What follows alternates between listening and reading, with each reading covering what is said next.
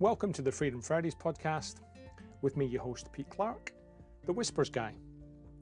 Work seems to expand to the time that we give it. And I've been investing my time, occasionally on a Friday, to explore how we use our time, our energy, our attention, and the impact it has on our identity. I've been exploring over season 1 some of the mindset shifts in the handcuffs of I have to the freedom of I choose to. And I've shared some conversations, some tips, some tools about how you might want to invest your own time, your own energy, your own attention. How you might want to, if you choose to, make some changes to your identity. How you might have freedom from I have to and design a life around I choose to. If that's of interest to you, then this is the podcast for you. Welcome to this week's edition of the Freedom Fridays podcast. It's Pete Clark, your host. I have a very different and I'm going to say unique guest on this morning.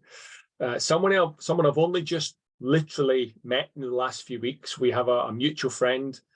That friend asked us to take part in an activity for a special birthday, and we got talking and we got connected, and it was one particular conversation we had in a pub over some beer and wine that I thought you might find particularly interesting. So I'll explain as we go along, but please welcome on today's podcast, Mr. Pete Lawson. Hey, Pete, how you going? I'm good, thanks, sir. How are you?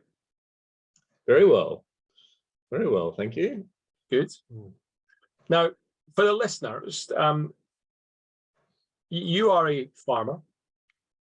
You have cattle and livestock on your farm, and we met doing a walk in Tasmania. A mutual friend of ours asked us to do what's known as the Overland Track, which is something like 70, 80 kilometers of bush and hiking and bits and pieces. And we might get into that. I'm interested, first of all, could you maybe explain to the listeners what's involved in running a livestock farm? And then I'll get into why we're actually having this conversation, because it's not necessarily about farming we're going to talk about, but I think it's good context. What's involved in running a livestock farm? That's a pretty broad question, but I mean, we run sheep and cattle. We're probably cattle dominant. You've really just got to manage the livestock to a point where they can breed the next generation. So we're self-producing livestock, so we produce all our own self-replacing sort of flock and herd, okay, as opposed to buying in each year and then selling them all out, and buying animals in and then putting weight on and selling them out. So we're breeding them, taking the progeny to a certain weight, and that varies a bit depending on our seasons. And then someone else will generally buy, say, the steer portion, so the males of the cattle, buy them, and then they'll take them through to a heavier weight, and where they become steaks, or they may go to someone else who will then take them right through to fatten them up and kill.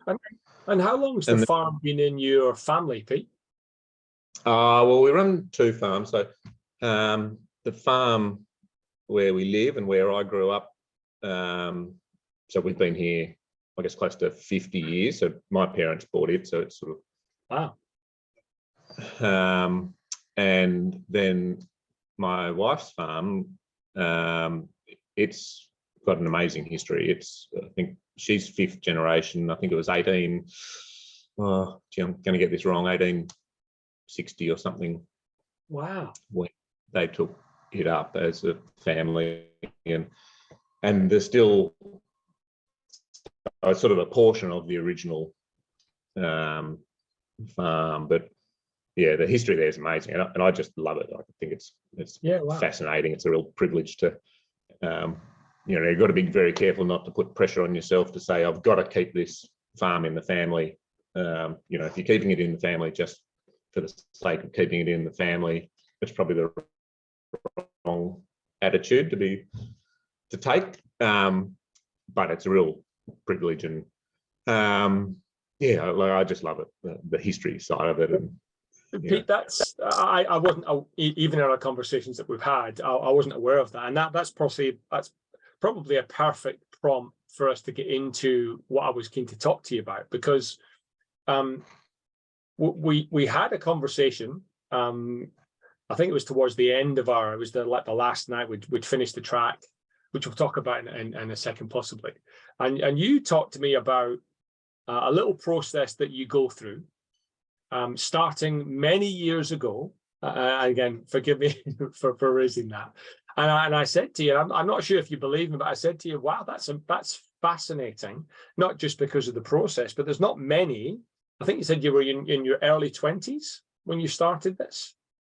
There's not many 20-year-olds who are farmers or not that I'm aware of that would even think about that process. So I'd love to, first of all, if you could explain what the process is, and then we can dive into, I guess, the use case, the examples, what you've done with it to make it yours, and then we'll maybe talk about how others could perhaps use it as a lens or a frame to think about, and then I'll come back to the farm you've had, your wife's farm, and fifth generations, and the privilege and how much that's impacted you. So, Pete, just a quick explanation. What was the process you mentioned to me that you used when in your early 20s?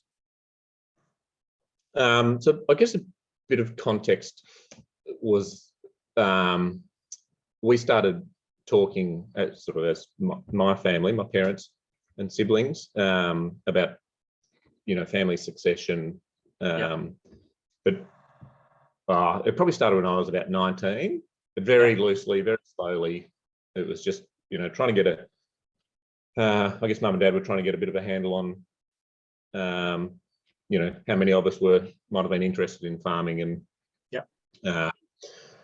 just starting to try to build some plans and I guess get their heads around it, and then so we can all work together, and so we're a bit clearer about what we wanted to do. So that was I was probably about 19, I reckon, and then that continued for a few years, and so by 20, I went to ag college, and I was probably 23 or something when I finished ag college. 22. I'm just trying to think now. And it would have been about 22, I guess. And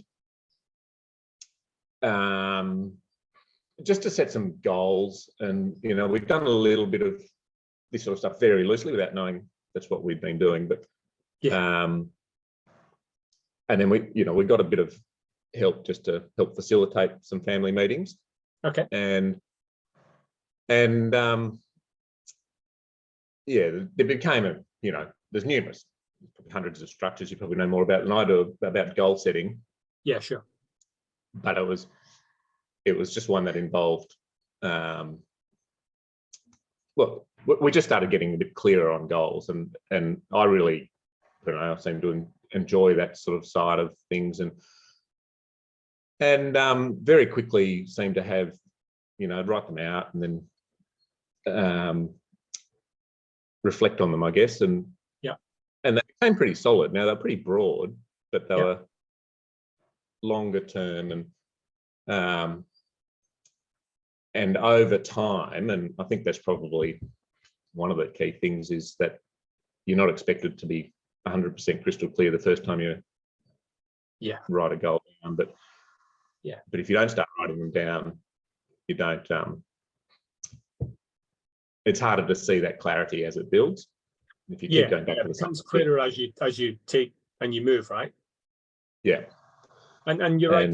There are hundreds of goal setting mechanisms and articles written on goal setting, and there's probably some books behind me that I could share with you that would be possibly possibly not. But what struck me about what you were saying, it was almost, there was three streams to the goal setting, which is not really that much of a surprise for many who are involved in this world, but The themes were quite a surprise. Could you maybe just share what those broad themes were? So it's the people, the landscape. So financial goals are always one that come up. Sure. So financial, the people, so the sort of person you want to be, the sort of people you want around you, the type of relationships you want to have, that sort of thing. Again, you're very broad, but it just gives a bit of clarity to, I guess something to reflect back on. If you're drifting off, you think, well, that's not the person I want to be. And because I know the sort of person I want to be.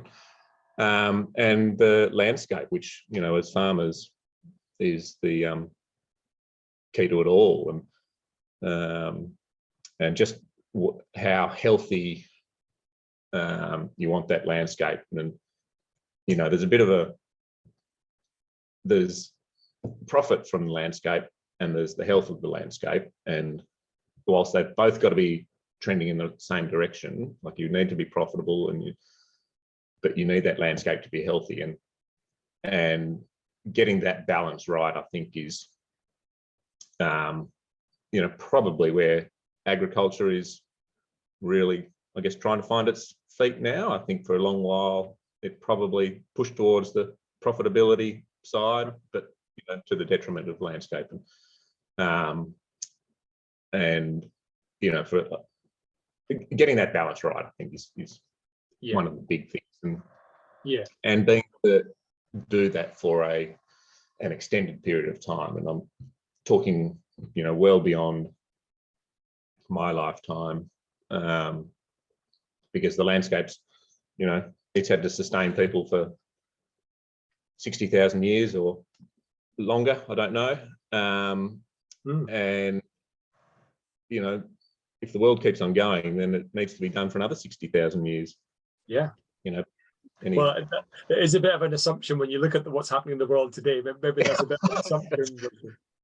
It's very easy to convince yourself that things aren't going to last that long. So you'd like to think we're a bit more smarter than that, and we've caused all the problems. We can probably find some of the solution to that. That's possibly a separate conversation. Yeah, I think you've got to get your head around stop treating symptoms and treat the cause. And then there'd be an awful lot of politicians without a job, I think. Yeah, you're right. Pete, I'm first of all fascinated in what I do. So I work with corporates, and whether it's about leadership or mindset or communication or strategic alignment, all the kind of classic corporate training, corporate facilitation stuff, and often when the group or the individual feels inspired and they're touched by something I've said, an exercise we've run, etc., etc., etc., often their comment is, "Oh, my wife or husband could benefit from this. My kids could benefit from this." So they kind of project onto the world what the people around them would benefit from. And the reason I'm putting that in context, I'm fascinated when you look back to when you were 19. Do you have any sense now, in looking back, what your parents did, or what helped facilitate you as a 19-year-old to be even interested in what mum and dad were asking about? Do you remember anything they did to sow that seed of interest, and this is a healthy thing to do, this is a sustainable thing, this is not just mum and dad saying, "Hey Pete, what do you want to do with your life?" This is actually, do you remember anything they did to make that land easier on you? No, not really. I think I'd been talking about it quite a bit with probably mum and dad, but certainly dad, just when out working, just, we've always got on well and been able to talk. And, I was one of those probably pains in the ass kids who asked a lot of questions and just kept on asking questions. And, yeah, so I probably knew a lot about his life and where he came from, and you know, how he got to where he was, and some of his regrets and some of his things he wished he'd done, some of the things that he did but, you know, probably would have done differently, and you know, just little snippets over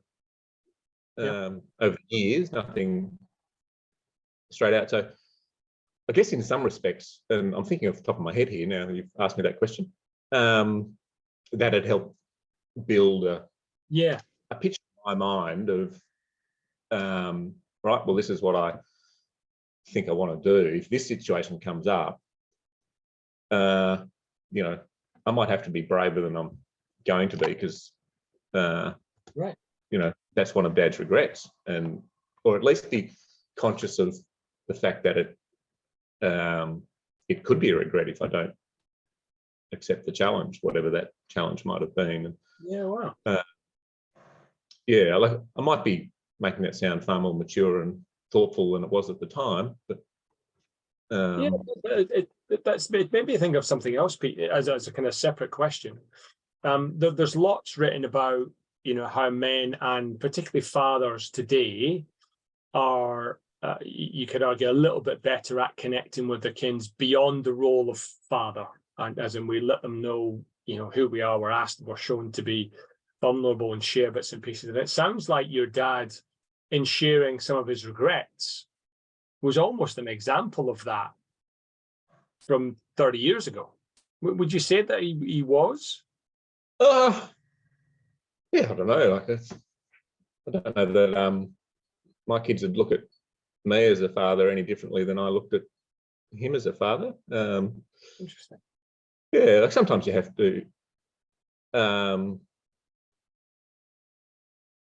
Yeah, I'd say yes, probably, but yeah, I don't, okay, that's all right. Don't know how to answer that one. That's okay. So these three lenses that you've mentioned to me, Pete, the most obvious one, just maybe kick this off first, the financial goals. I remember you saying to me that you would consider not just off farm assets, with, you know, bank account, you know, whatever it was financially, but you'd consider on farm assets. What's the difference, first of all? Oh, well, I mean, I think just about any farming family, their biggest and quite often their only real asset is the land that they own, or, you know, with the bank's help usually. But yes. So, you know, so that's our biggest asset, and one of the you know, things, I guess, is just in your goal setting is just recognizing that, you know, you don't run the risk, but it can be a choice as to whether that remains your largest asset, right, or whether you trying to expand your asset base, I guess. And, you know, that's, I guess, just means whether you're buying some shares or some real estate or farm, or you know, keeping it in cash, or, you know, whatever it might be. But just be conscious of where your assets are. Now, the choice is entirely the individuals or the partnership, the families, but just be conscious of where it is and where you want it to be in, you know, pick an age, but in my mind at that time it was at 60. Right. I think that's probably because that was Mum and Dad's next big birthday. Was 60, and they were, you know, talking about when they might want to retire, and what would that look like, and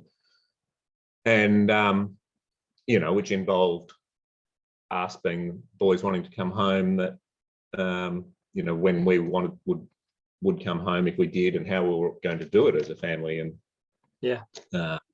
or do we go off and, you know, do something different, work for someone else on a farm, and you know, they were all decisions or discussions we were having, which we had to at some stage make a decision about, and then, you know, right, this is where we are, these are our options now that we've chosen this path. Yeah. It's made me think, Pete, maybe it's, I don't know if it's obvious or not, but is it normal for a farming family to do that in comparison to, there's not such thing as a corporate family, but a family that, perhaps has worked for other people over the years in a business or in a bank or, in a supermarket, whatever it is. I don't know many families that would even think about succession. I think anyone is that a farming trait, do you think? I think any family business. I mean, any family business, right. Makes blinds and curtains, and they've been doing it for 2 generations, or shoes, or whatever it might be. So I think any family business should have a succession plan, even if that succession plan is to sell the business when dad retires. Then, and I think it's, and because in a farming sense, it's it is the biggest asset, if not the only asset that family has, and so you've got to be really careful not to build expectation in that you could be running this farm one day, son number one. Yep. And so he sees the whole farm. He doesn't see a fifth of it because he's got 4 siblings. Or right. Yeah, interesting. And then so whenever and then when it comes to it, if it's not discussed and over a period of time, then the parents say, well, we need money to retire, and your brothers or sisters or your siblings probably would like a bit of help starting whatever they're doing, or buy a house, or if we can, just not to say they can. And so this is the size of the pie. This is what, as parents, we need, and as parents, this is what we would like to be able to help you guys get started. Then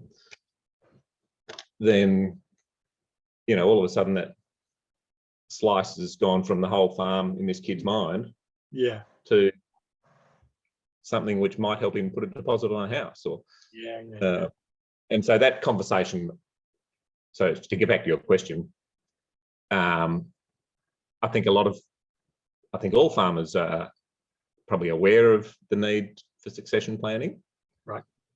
I would say, and it's a pure guess, I would say probably 70-80% do something about it.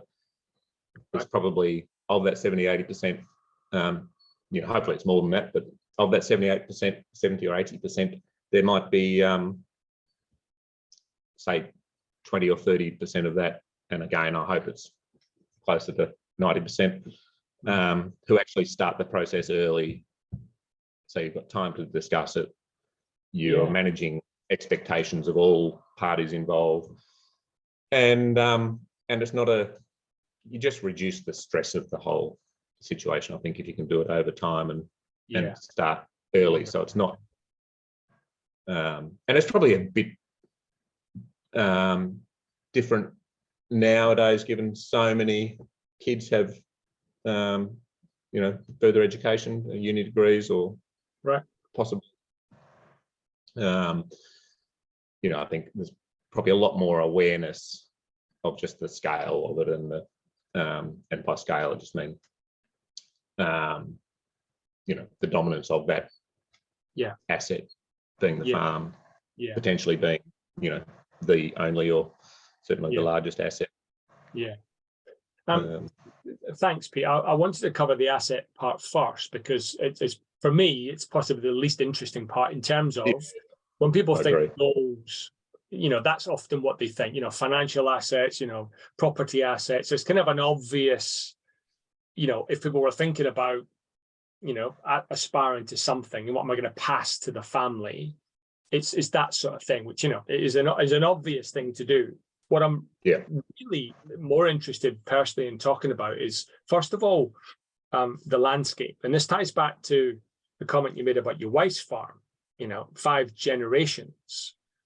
Can you just explain a little bit about, because what fascinated me when you mentioned this to me is that you're thinking about the landscape, the land, the healthiness of the land 5 generations from now, and you will never have, you're never going to see that. First of all, why would you do that? Second, how do you think about that? And third, what's the motivation, given it has no impact on you whatsoever? I think that last comment, it has no impact on me whatsoever. It, in a literal sense, it doesn't. Yeah. We all, I think just about everyone says, I'd love to leave the patch I control, or the world, for want of a better word, but the patch I can control is all the only bit I've got any influence over, really. Yeah. In a better place for my children and grandchildren. Sure. So we're all thinking like that anyway. The hard thing, I think, is to be able to test that, because so am I leaving this in a better place for my children? And now, you can generally justify whatever you're doing at that point in time. But as soon as you start thinking, if part of your, say, landscape goal, for want of a better word, is seeing your landscape how you would love it to look like, which may or may not ever happen. Yeah. But, my ideal landscape is really healthy, it's really functional, it's profitable, it's, no soil erosion and lots of animals and birds and, whatever it might be. If you can see that how you want it to be, and know that it might take 200 years or 300 years if everything's done reasonably well. There'll be a few mistakes along the way, obviously, but then all of a sudden you've got something to pin what you're doing today against. So, and the actions I'm taking now, or thinking about while I'm in the office or riding around on the horse or something, is, if I do that, how's that going to affect, what's the flow on effect of that, and how's it got to be managed so that I can get to that end goal, and or at least make progress towards it. Sorry. Or at least make progress towards it, because like you've said, you're never going to see the end goal 200 years from now. No, that's right. And but is it going to lead me towards it? I guess is the big thing. Yeah. And sometimes you're going to take a deviation which isn't going to, but you're hoping it's going to make it easier to set you up to get back on track and be more profitable along the way, or something like that. But if you've got something to pin it against, testing that decision, then it's a conscious decision. I know this isn't it's not a straight line to where I'm wanting to go. Yeah. But provided I get to that point and don't go further, then I can, get back on trajectory in a financially better position, or a landscape better position, or whatever it might be. But Pete, is there a practical example you can share with us that, assuming many listeners are not farmers, they wouldn't understand the technical aspects of it. I certainly wouldn't. Is there an example of something that you've done in lieu of what you just said that would be an example of I did this thing to the landscape, in the idea that in 200, 150, 60 years from now, that provides the opportunity to do X? Is there a practical example you can share? Apart from putting me on the spot, Pete, you have very well in the pub, Pete. I think it was overindulgence, food coma, that was. Yeah. So one of the big things in a grazing operation is being able to maintain a really healthy pasture or healthy landscape. And so if you leave stock in any one paddock for too long, they tend to overgraze the grass, and you run the risk of having more bare ground in between plants, more exposed to erosion. If the grass is always eaten off at the top, then the roots are always pruned in equal measure from the bottom. And you want, a big, deep-rooted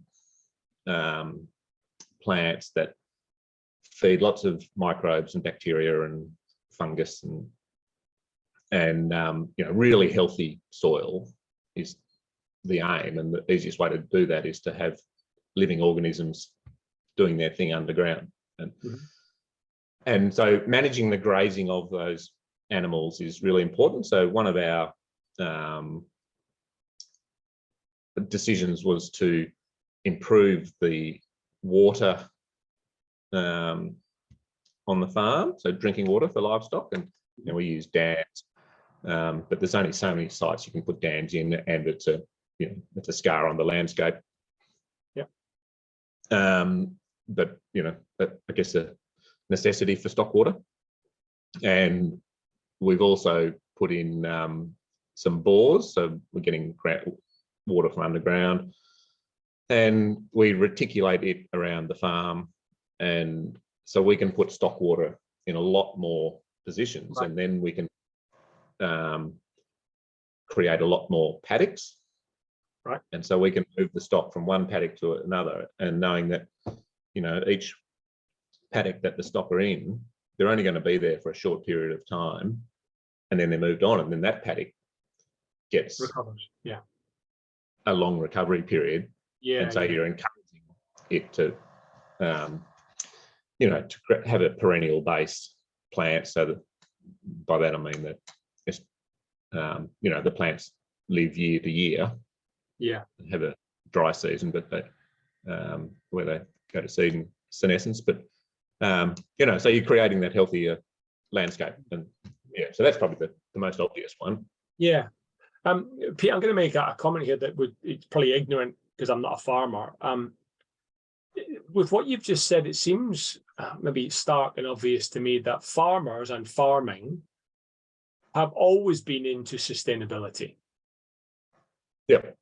Whereas you see a lot of press these days about, I don't want to say it's the new buzzword, because it's obviously not, because otherwise, 60,000 years of sustainability means we're able to do this. But how do you feel about that in terms of, as a farmer, part of your lens through success is the healthiness of the landscape 200 years from now, and all this, all the banks and all the media talking about climate change and sustainability, and we've got to keep.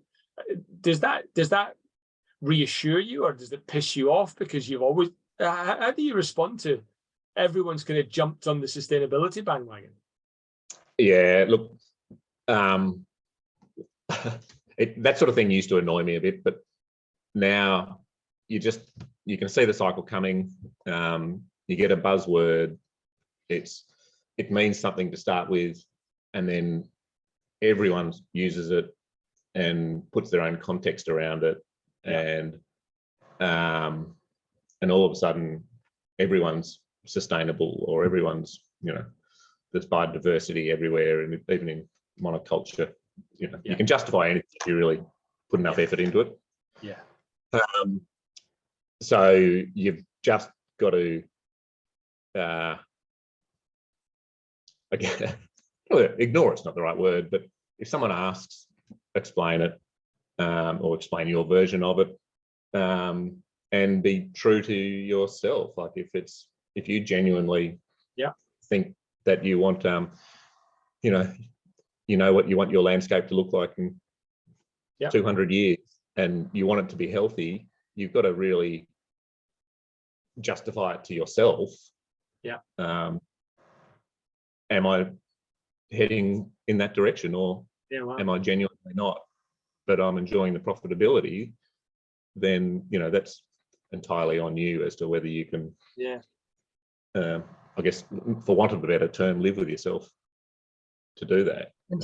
Interesting. Yeah, interesting. And look, that's a perfect pivot for me, Pete, in terms of one of the things that I said to you, and I'll repeat it here, that I say it's not usual.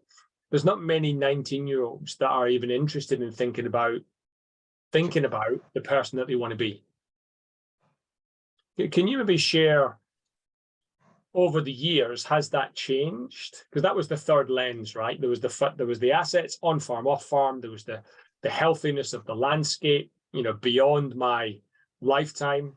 And what also fascinated me was this idea of, you know, as a 19-year-old being inspired to think about, from mum and dad, who's the person that I want to be? Has that changed over the years? Not a lot, actually. Like, it's one of the real positives for me have been that it you know, that's probably started, I guess, developing at about the age of 19, but at the time I was probably 24, 25. You know, at that time I wouldn't have said I was really clear on it, but everything I was but it was a question, right? It was a question that was percolating. It was a kind of seed planted. It was a, you know, a whisper. It's like, you know, who do I want to be? Who do I want to be? Who do I want to be? We had I think it was, well, I'm pretty sure it was one of our family meetings where we had to write down, just for us, like, it didn't necessarily you know, need to be public, but a lot of those things. And anyway, I found one, you know, 10 or 15 years later, just a scrap of paper.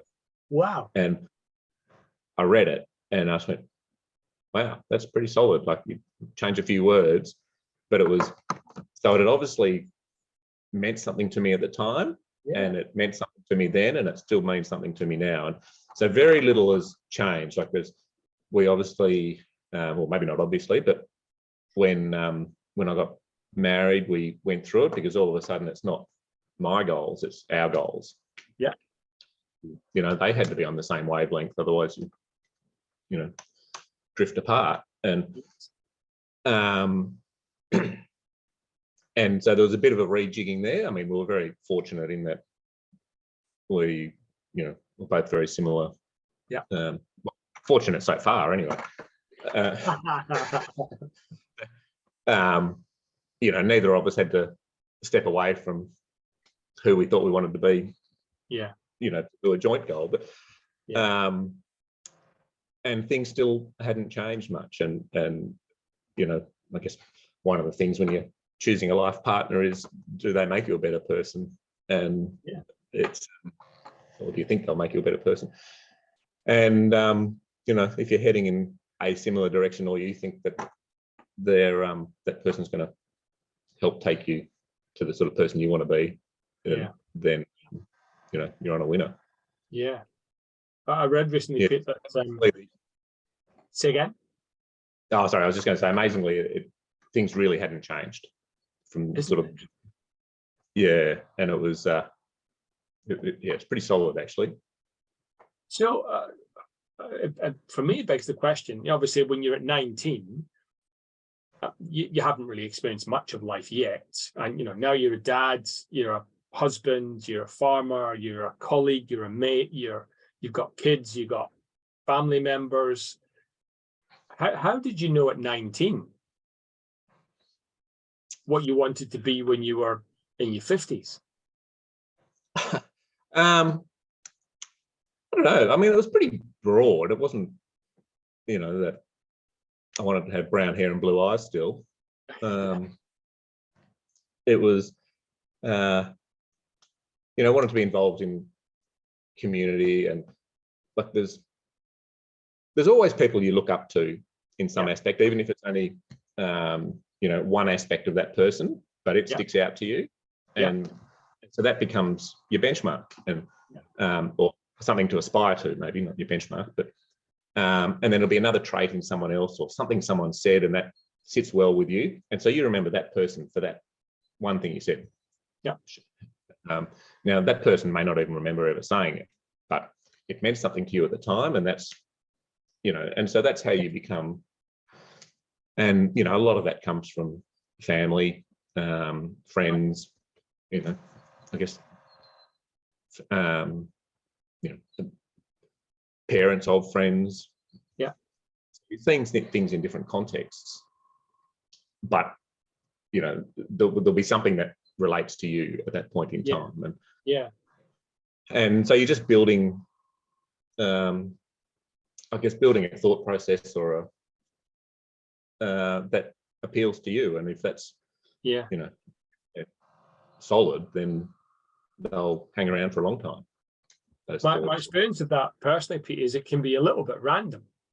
When I was with my wife when we were courting, you know, getting ready for the wedding, I was a terrible nail biter. I used to bite my nails all the time, right? I used to go around in the UK selling pharmaceuticals to doctors and hospitals, and therefore, you know, going into the local chemists and asking about the drugs and the pharmaceuticals and how, you know, how many prescriptions had been sent, blah, blah, blah. And I remember, I can remember the chemist and the lady saying it. I was chatting to the pharmacist, and there was 3 pharmacist assistants. And out of nowhere, she said to me, "Oh, look at your nails." Right? From that moment on, I haven't bit my nails. Yeah, right. Despite all of the, you know, the treatments, the stop and go, my wife badgering me, my mum badgering me, none of it had an impact. But some random person in a chemist shop in North Yorkshire 30, 40 years ago, who I've never met since, will never meet again, said something, and it like, oh, it had an impact. And I wonder if there's many of us who are doing that and having that impact inadvertently without even knowing we are. You know, so on other people. Yeah, on other people, yeah. Yeah. So, you know, Pete Lawson might be the inspiration for many things that you've no idea about. That's frightening thought. Yeah. Yes. For some of it, Pete. For some of it. Yeah, well, I think that's right. And I mean, I think a lot of the things, and I can't think of anything off the top of my head, but I've got absolutely no doubt that I've got examples like that. Yeah. Like your nail bite, just completely random people. It might have even been a conversation I was part of, but not actually talking in, that where someone said something. Yes. I thought, oh yeah, I get that in my circumstance at that time, and that sits well with me. Yeah. Yeah. It's fascinating. Your 3 lenses, Pete, you remind me of, again, one of the, as you mentioned at the beginning, there's many different goal setting frameworks. One of the perhaps most used is a framework around be, do, have. When you think about setting yourself aspirations and goals, what do you want to have? What do you want to do? And who do you want to be? And there's an interesting tie-in between, you know, what do you want to have? Your on-farm, off-farm assets. What do you want to do? Well, make it a healthy landscape 200 years from now. And who do you want to be? Which is the question about the person you want to be. So, you know, without even knowing it, you've been applying some of these frameworks. I'm fascinated, as you've now got kids, have you repeated the process with your kids that your parents did? And how's that going? Yeah, I have. Yeah, it's quite funny. To be honest, until the other day, I'd almost forgotten some of the stuff that Mum and Dad got us to do. Huh. But I've found myself repeating it, and probably from an earlier age, but repeating it, thinking it was my idea when really it wasn't at all. So, you know, not quite as smart as I thought I was. Likewise. Yeah, so with the kids, we've started, you know, just we try to do it once a year. Some very loose questions of what they write it down. You know, what, oh, I don't know. As I say, they're pretty loose questions, but you know, what they might want to do at this point in their life. What sort of career do you want? You know, what sort of jobs do you think you might have or would like to have, but not really, you know, you don't see it as a long-term thing at this stage. And it's all at that point in time. Like there's no, you know, what sort of house do you want to live in when you're 60 or to retire or, you know, just stuff which they may not think about, but it's really just to get them thinking. And now I don't read any of the answers, but I keep them all. And with thought being, then, you know, I haven't actually done this, so whether I get to it or not, but at some point in time, when we start probably having more in-depth conversations about what they want to do with their life and, you know, what we want to do and how we might be able to make it all work. And we'll bring these out. And now I suspect there'll be a lot of laughs for some of the answers, and some of them will be one-word answers, because, you know, that's what we do when we're writing answers to questions for school, is write one word if possible, if we can get away with it. And just to bring that, whatever message has been building over the times, to them, it'll, I think, will they'll be able to they'll start picking themes and say, wow, this is pretty solid. Like, I mean, you know, wanting to be a fireman or a bus driver or something like that. May have come and gone, but being, you know, where I want to live, or the sort of person I want to be, you know, something's been building in these answers. And you know, I'll probably need a bit of help from you, Pete, to design some, you know, questions that are actually worth having, rather than some of the ones that I think of, oh, jeepers, I've got to do this. It's, you know, that time of year again. If I don't do it now, I'll forget about it. But, I think the way you do it is perfect, Pete, because it's organic, it's natural, it's authentic, it's planting a seed. You know, the fruits of which you might never see. And that's what inspired me to kind of go, you know, I think people will be interested in that, because not many people do it. Yeah.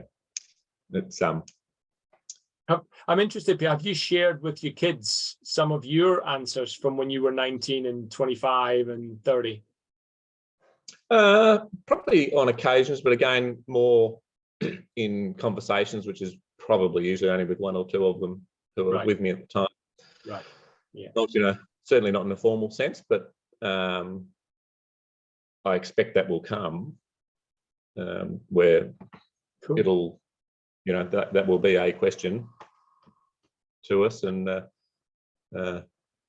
yeah, I think I'm very prepared too, and I'm happy to do it. Yeah, I suspect you would be. Yeah.